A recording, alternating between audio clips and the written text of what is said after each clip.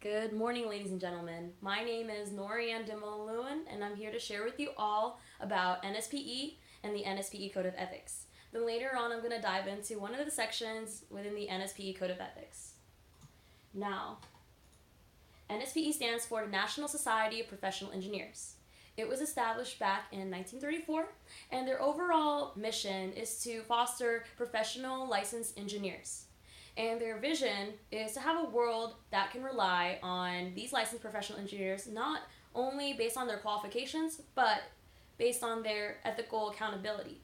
Now, there are 4 core values within the NSPE, which are ethics and accountability, qualifications, professional advancement, and unity.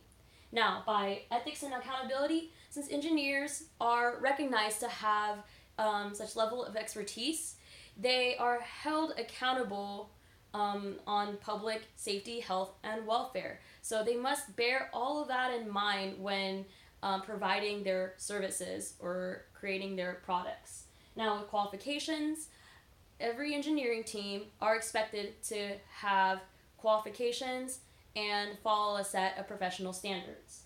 Now, with professional advancement, NSPE encourages engineers to continuously learn and grow professionally as as technology changes. New skill sets are required, so engineers are expected to attain the proper licenses and certifications to meet those requirements. Now, with unity, every engineering team is expected to follow diversity, have inclusion, in order to have successful projects. Now, NSPE Code of Ethics, they're basically a set of professional standards that pertain to the engineering field. And the 3 tiers of the Code of Ethics include the fundamental canons, second, rules of practice, and third, professional obligations. Now, in my presentation, we're going to dive a bit deeper into the rules of practice here. Rules of practice states that engineers shall hold paramount the safety, public health, and welfare of the public. Now, A states that, if an engineer's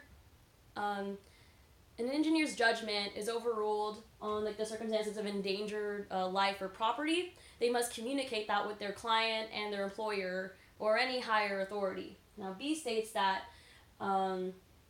there always has to be a proper form of documentation that conforms to the standard.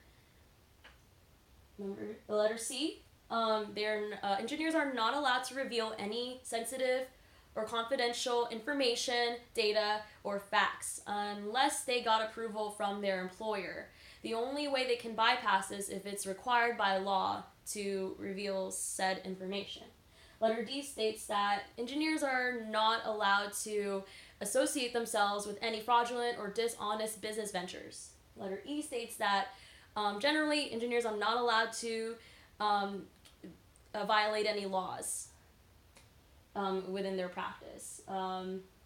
Lastly, letter F states that if an engineer has any knowledge of any suspicious acts, they must take action and contact the higher authority or their employer.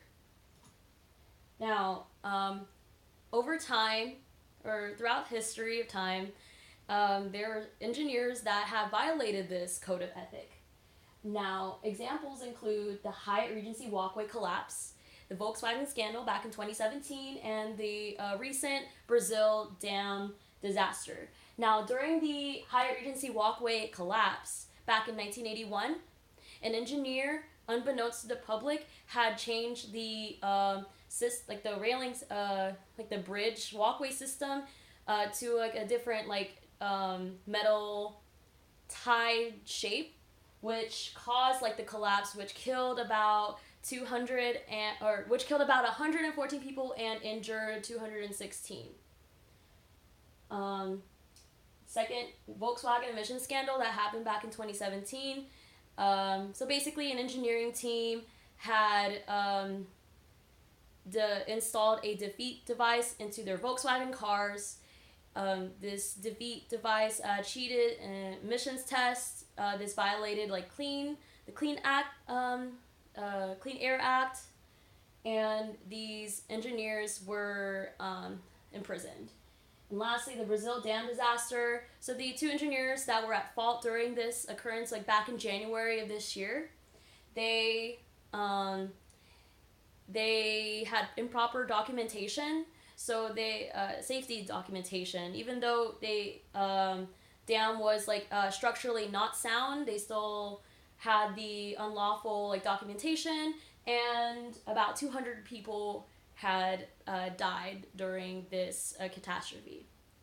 And these are the examples, and I thank you for listening to my presentation. And if you have any questions, just leave a reply on the discussion board. Thank you.